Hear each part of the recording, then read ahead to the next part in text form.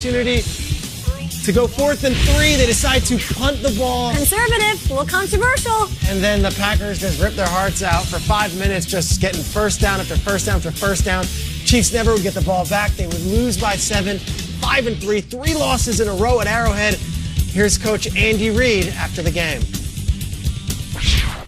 You know, he battled and made some plays for us.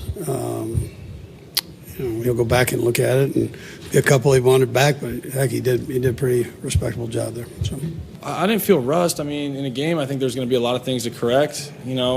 Footwork, ball location, throws. I mean, I think all that stuff's going to come up. I don't know if that's rust. I think that's just that's going to happen with any player in any game. So I felt good. Here's what's scary: the Chiefs have lost 3 straight at home this season. That's the same amount they had in 2017 and 2018. Those seasons combined. Arrowhead's supposed to be a scary place to play with or without Mahomes.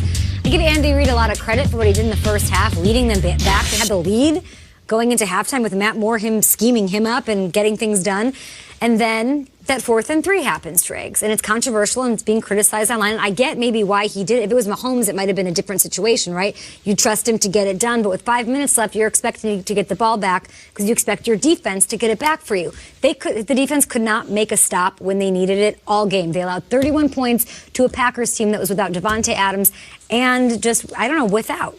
Yeah, 4th and 3. They decide to punt the ball. They never get the ball back. And you'd say, okay, but it's not just a one-time thing, because that's what happened against the Colts. Yes. They played them on Sunday night. They bled the clock out. It happened with the Texans when they needed to make a stop, and they couldn't. I'm not ready to bury the Chiefs yet, though, and I think a lot of people right now are saying, okay, on to the next. Mahomes probably won't play this week. I think that's really being aggressive. He'll fight for it because he is a special talent and thinks he can play. That's the Vikings game. Then they play the Titans, and then Mahomes is back. But if you look at the AFC right now, okay, outside of the Patriots, you've got some good teams here. I mean, you've got the Colts, you've got the Texans. The Bills lost a bad one to the I don't know if there is a second best team. And even if they just get in the dance and find a way to get a home playoff game. Yeah, they're in control still. They're in control of the AFC West, and I still think they can beat the Colts if they get another shot at them. They can beat the Ravens, and I still think they can beat the Patriots if Mahomes is healthy. I'm not done with them. I don't think this is like the NFC where it is a gauntlet of teams in that playoff picture. I think they're going to the playoffs. I think still in the AFC West. And for me last night, oddly, I was encouraged because I've said this for months. All I need from the Chiefs defense, just be sort of decent. That's all I need. They hit Rodgers 12 times. I think the Chiefs season is going to come down to one play in January where they either get a sack or they don't. I don't need you in the top 10. I don't even really need you in the top 20.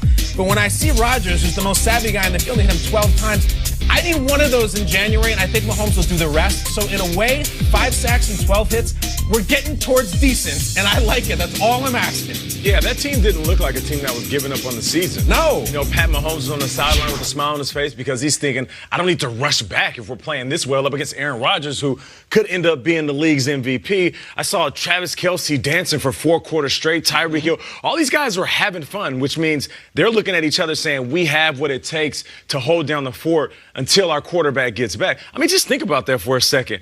Matt Moore went from the scouting department in Miami to coaching high school football to basically being a substitute, speaking of high school, for Pat Mahomes. You look good. And you said, I'm not ready to bury the Chiefs, and that's fitting because Halloween is around the corner. Okay, here we go. And last night, they stuck that hand out of there like it was Sunday night of the living dead, and they said, you know what? Nah, we're going to climb up out this casket because everybody got us buried, but we're still here, and I can respect that. I know there's no moral victories, and we don't do that on this show, but to lose to Aaron Rodgers, who had some pretty amazing throws, some say some of the more impressive passes of his career, 24-31, I'd walk away saying they did okay in this one. There's a substitute in New Orleans that did pretty okay without their starter. 5-0, actually, Teddy Bridgewater, but he hit the bench, bruised his back.